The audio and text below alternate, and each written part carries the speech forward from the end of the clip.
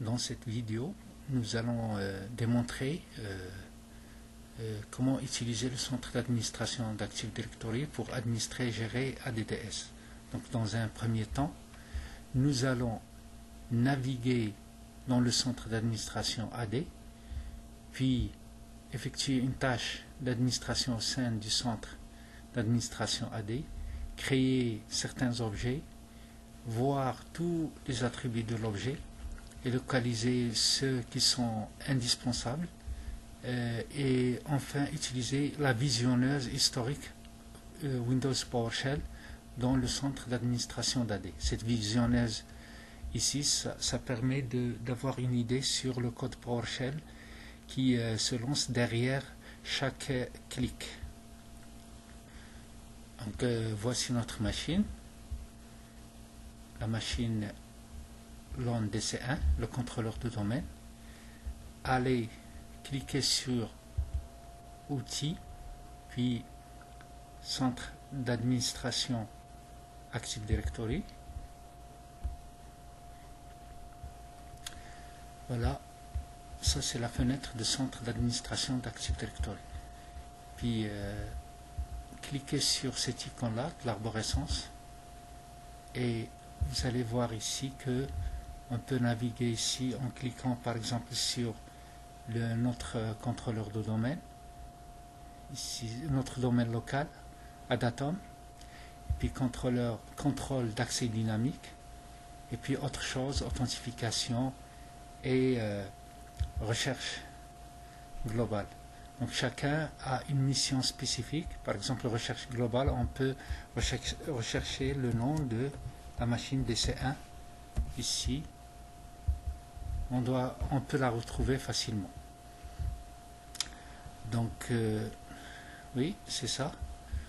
On peut aussi cliquer, développer cette icône-là du contrôleur du domaine Adatom local pour voir, pour afficher les détails du domaine en question.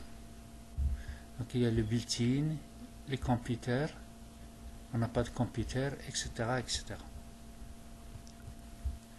Si on clique sur l'icône vue d'ensemble, on peut aller ici et mettre par exemple notre nom de domaine, Adatom, et puis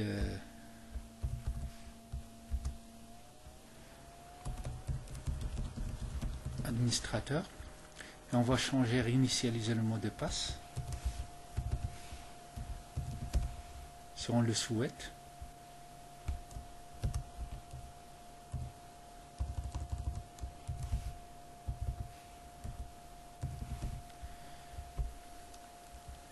Changer le mot de passe à la prochaine session, on va le décocher, puis appliquer. Avant d'appliquer, ici on peut mettre n'importe quel utilisateur du domaine. Et voilà. Maintenant on va essayer de créer un objet. Cliquez sur Computer et cliquez sur Nouveau et puis Ordinateur.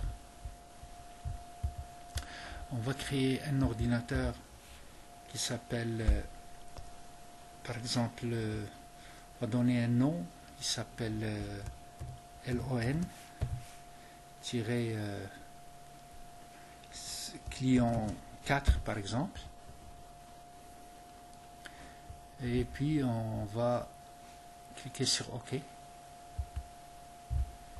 Donc il est là, le client 4. Si on fait une recherche en général, donc on peut mettre par exemple LON ici, il va nous afficher DC1, client 4 et tous les noms, les occurrences du nom contenant le terme LON.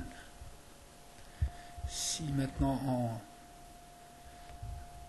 on choisit un ordinateur ou bien à partir d'ici ou bien à partir de computer, par exemple LON CL4, je clique sur propriété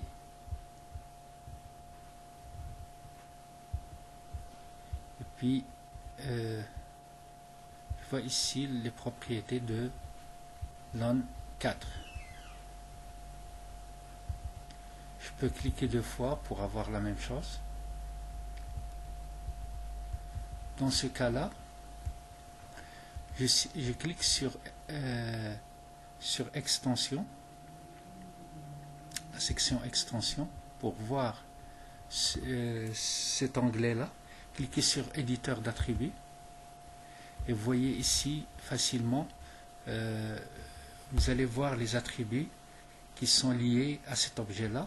On va localiser un attribut qui est très essentiel, qui est le canonical name, qui est obligatoire dans les attributs de l'objet ordinateur. Donc CN, LAN, C4. Vous pouvez modifier certains attributs, vous pouvez filtrer les attributs. Donc c'est ça, ça donne une idée sur le schéma. C'est tout ce qu'il y a pour cette vidéo.